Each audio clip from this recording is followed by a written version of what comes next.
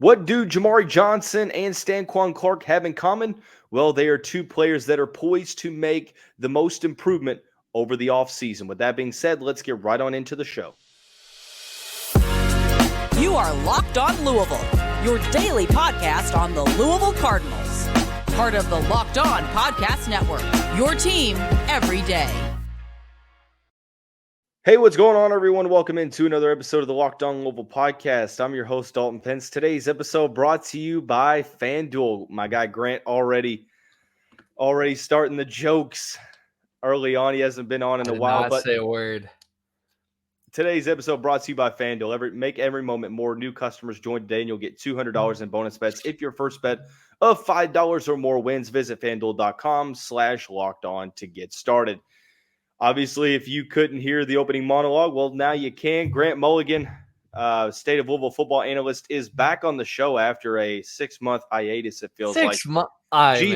G Money's return. That's the episode of the show. G Money's return. What's up, brother? Hey, I apologize to the fans who had to put up with just Dalton for a month. I'm deeply sorry.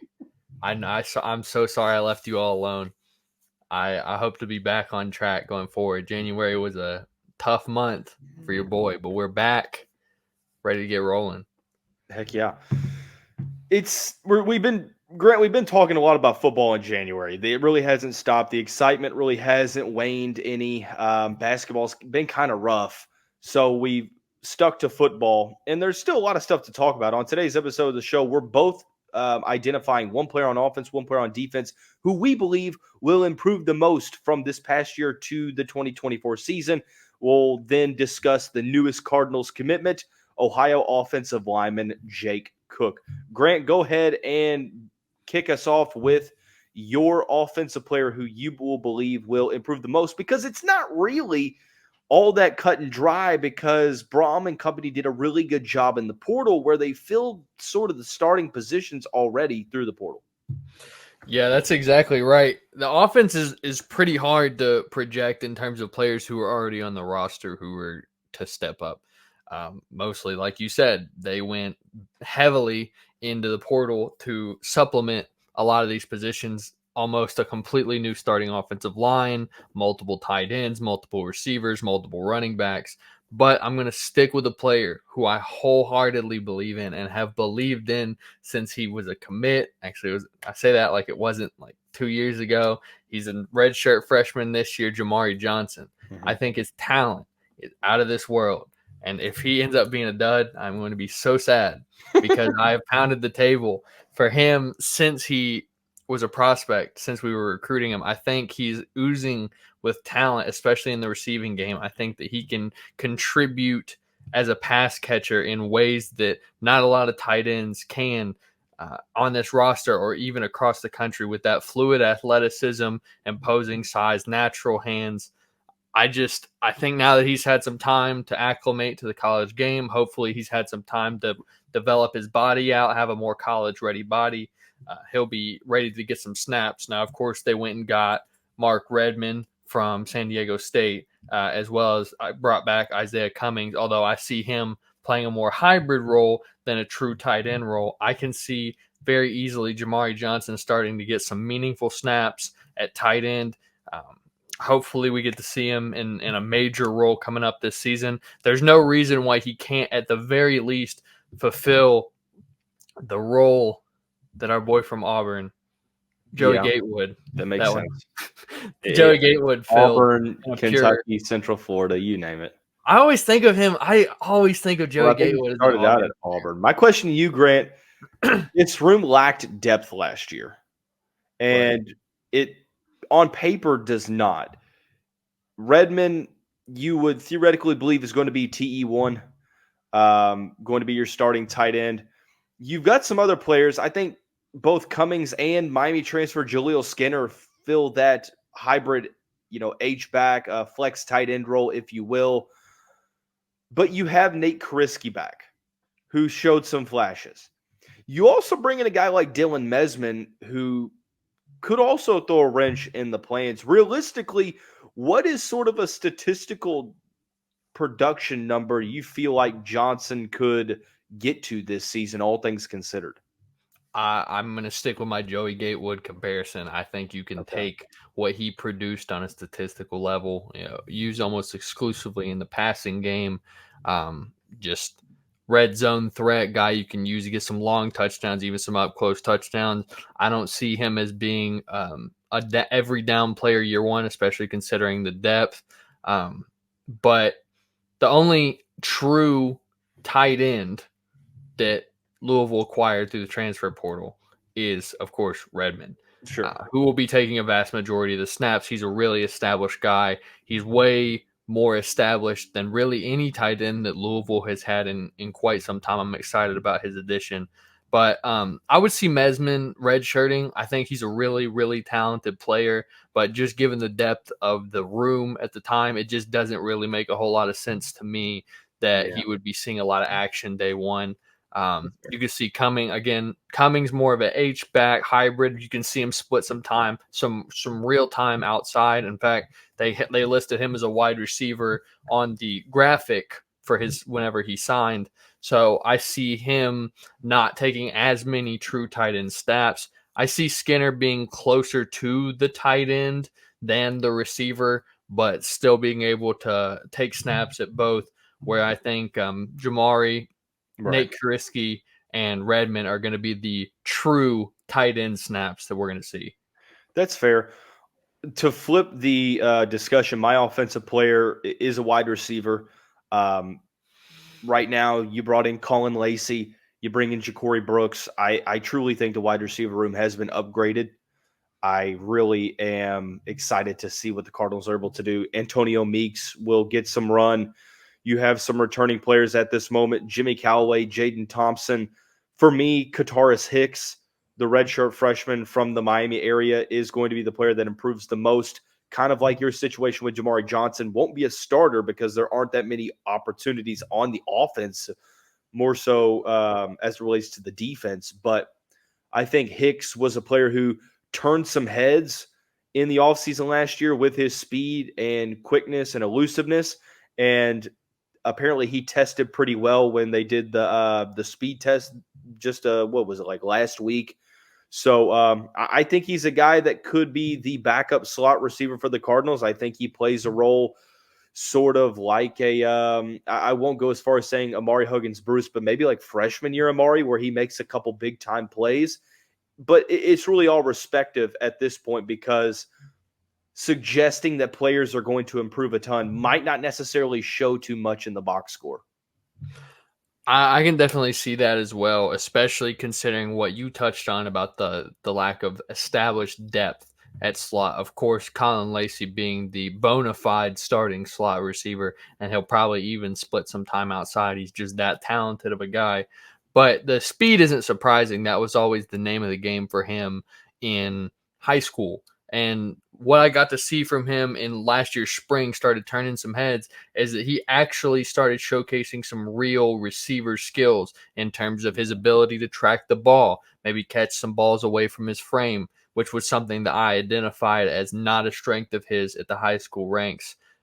So if he can continue that development path, he had a really great early spring. It was always pretty much predestined that he was going to redshirt along with the rest of the receiver group. Right. But I think, again, he was another guy who was smaller, needed time to develop his body out, get more acclimated to the college game. But the speed is there, and speed kills, especially when you've got a new strong arm, deep field quarterback. Hopefully we start looking at some more deep field looks if we've got a guy we feel more comfortable in making those throws. So I think given the presence as well of Tyler Shuck, we could really see some legitimate downfield opportunities for Cataurus Hicks.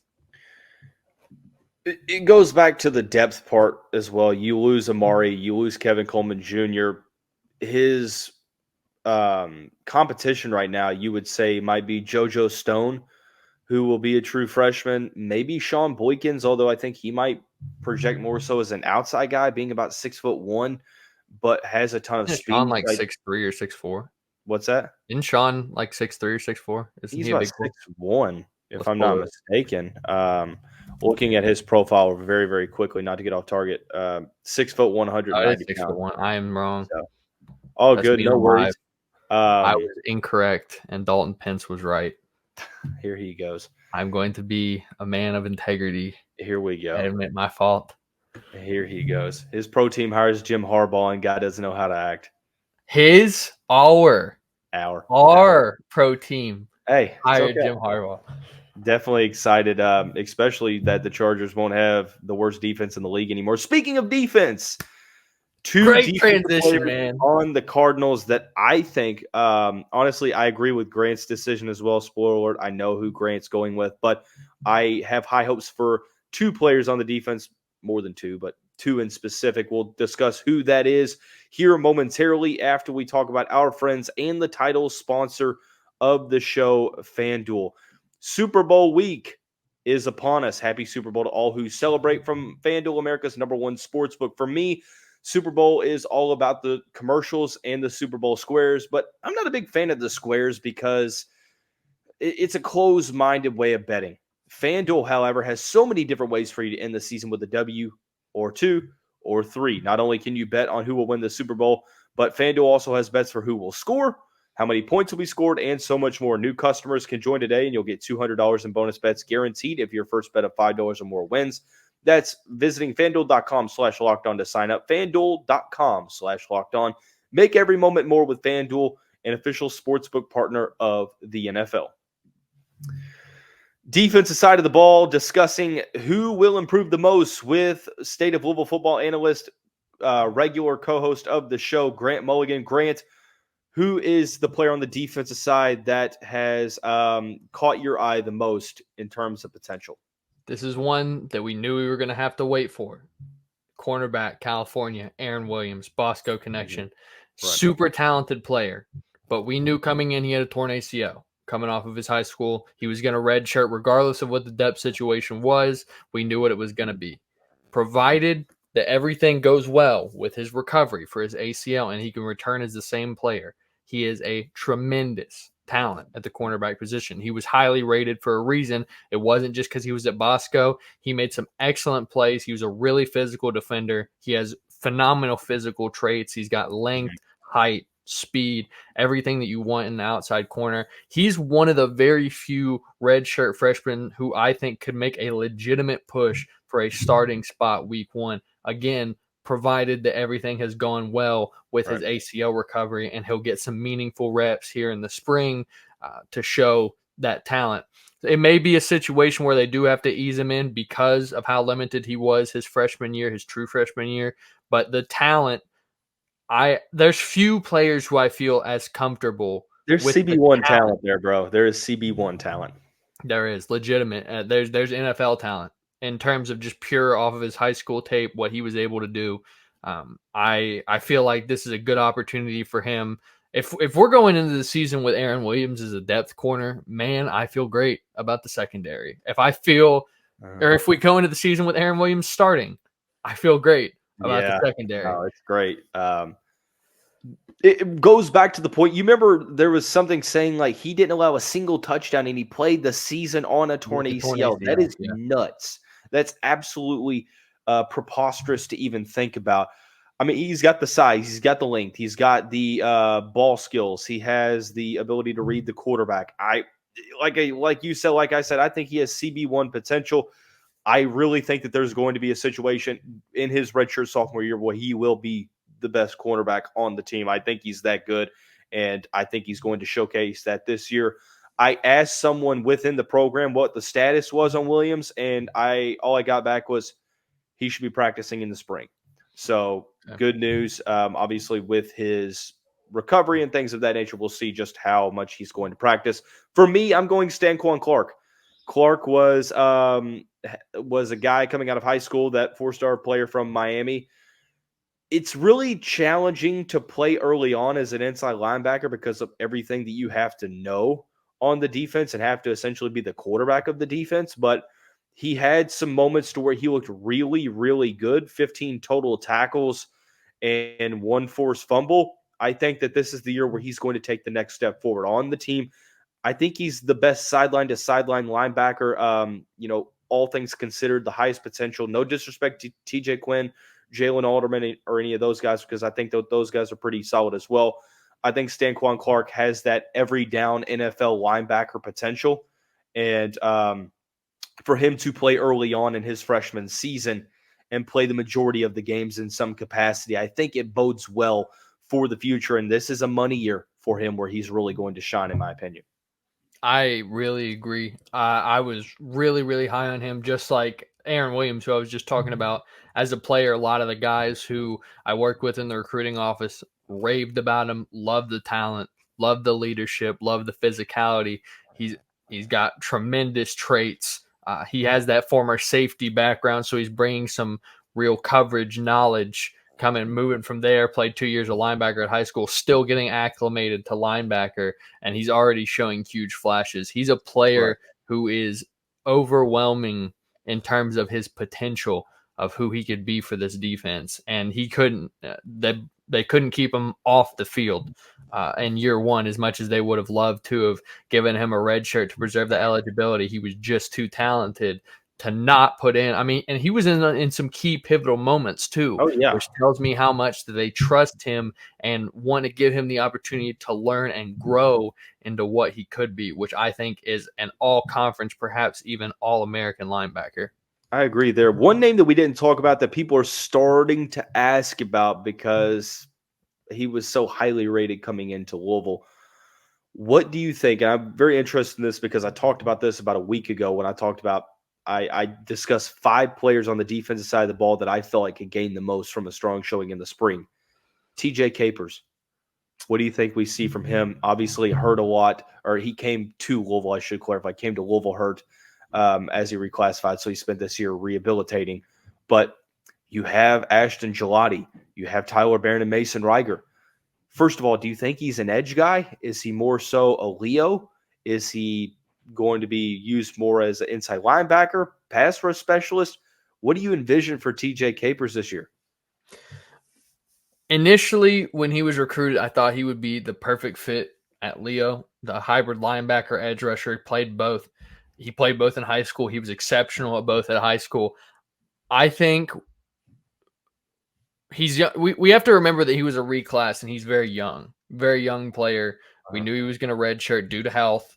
It was excellent that we got him onto campus early. First of all, to keep his commitment. He was a 5-star, deservedly. He can play both positions really well. I think he's best at Leo, but the path to snaps is much clearer at traditional stand-up linebacker.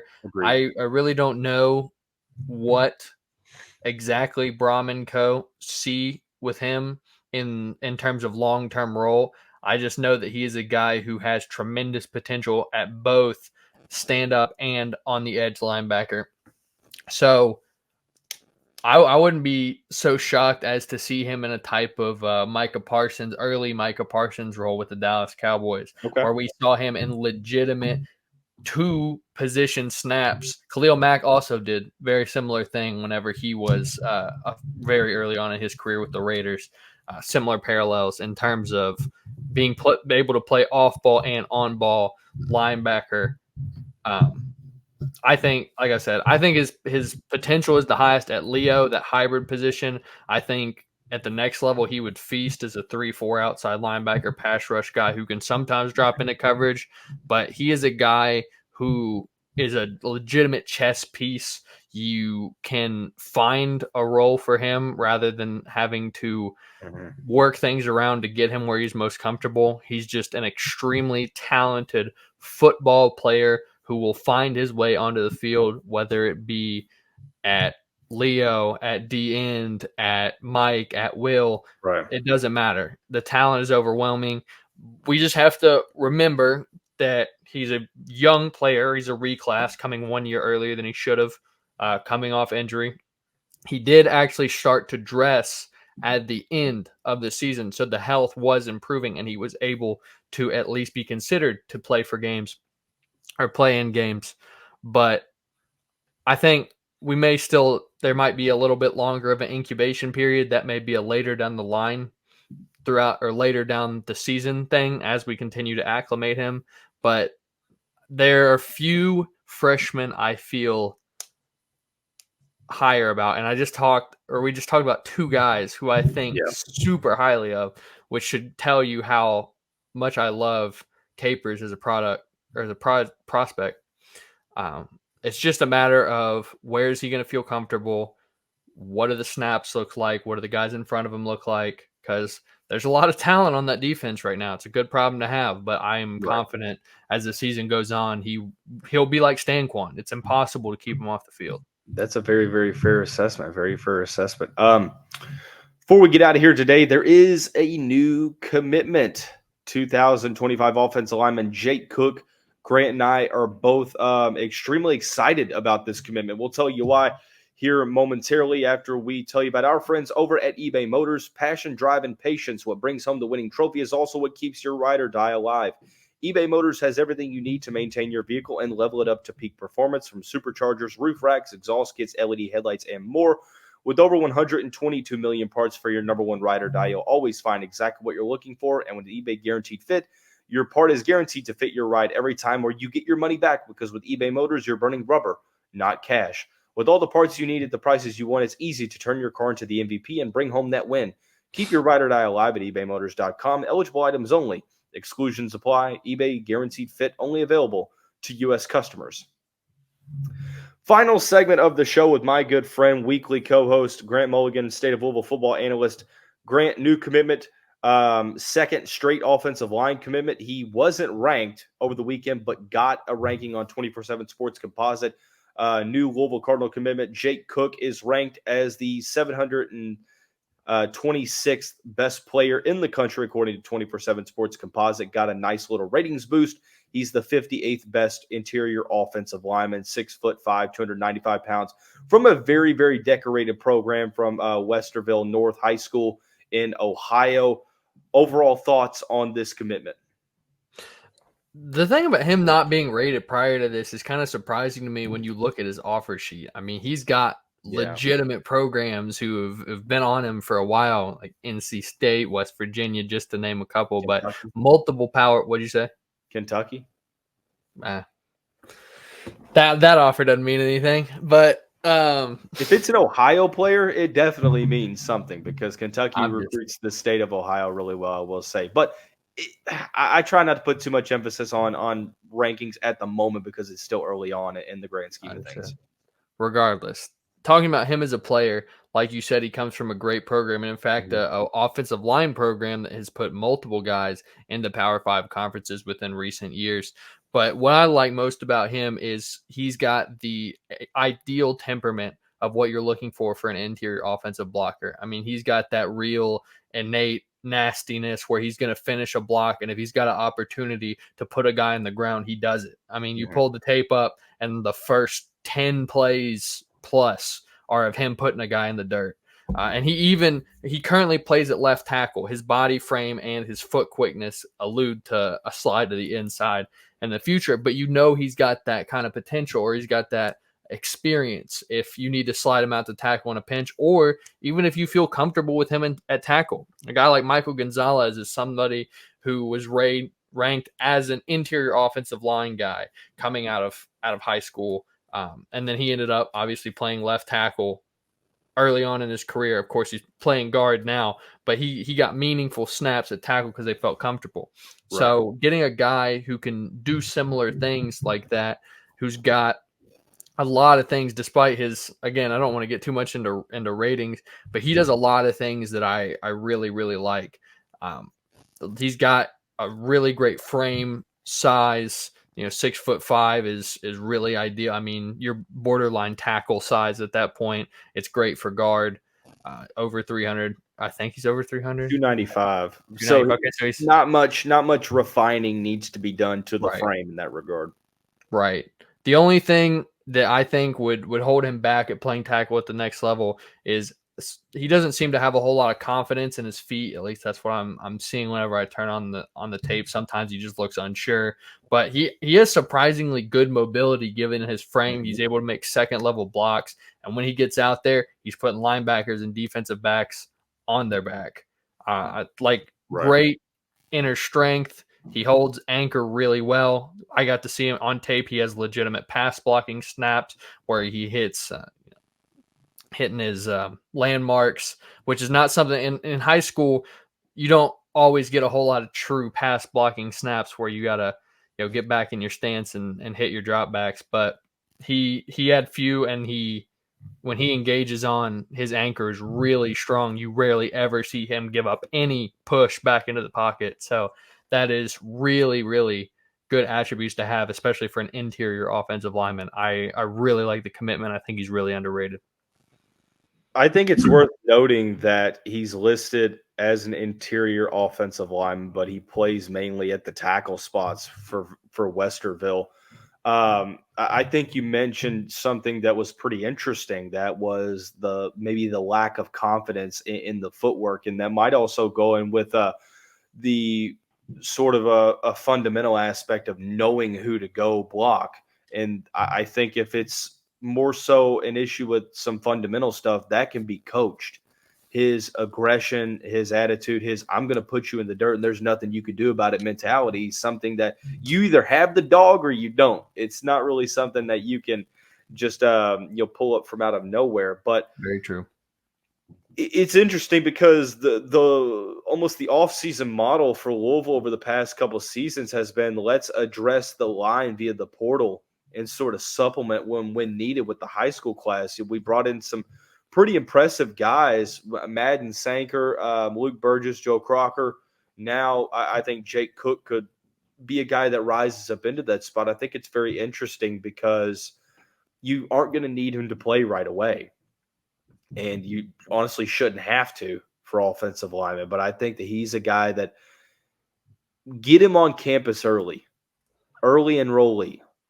Let him work throughout the offseason. Let him work throughout his first year. And then redshirt freshman year, who knows what could be the case. So we will see what happens there. But Grant, always great having you on the show. Do us a favor. Any parting thoughts? Tune us into all your socials. Parting thoughts. I actually had something to say. Oh, yeah. State of Louisville, Pink Seats podcast is starting to do a live show. I will be on that live show from time to time. Did they start doing it after I started doing the live Locked on Louisville episodes? Dude, I didn't come up with it, man. I just got asked. I'm just messing with you. I got asked to be a part of it. I'm very that's grateful. A good show over there, man. That's a really good show. So y'all need to tune in for sure. Go ahead. Yes. Tune in. In a couple episodes, I will have something else to promote, but that's not for now. Excuse me? Stay tuned, Louisville fans. Okay, it's Louisville. I was like, are you starting the Chargers podcast without me? No, I'm not. No, I'm not. I'm just kidding. There's something else. It's very cool. It's close to my heart, and it makes me very happy. But we'll talk about it in a couple episodes. I'm going to leave that on a cryptic note. Card Nation. Cryptic. Thank you. Say, Grant, go ahead and tweet out some eyeball emojis and an hourglass emoji and see what happens. I should make it. Tweet a GIF that relates to Louisville sports and watch the Twitter masses go. The few GIFs that come to mind would give it away. So I'm not going to go. I'm not going to do that. But again, Locked On fans, I'm so sorry. I'm so sorry for leaving you alone with Dalton. I will not. I hope not to leave you alone that again. I know most of you only tune in for my episodes. I understand. Thank you for returning. You're not wrong, though. I'm back. You're probably not wrong. Unfortunately, I get more complaints in the comment section than a local restaurant's Yelp page.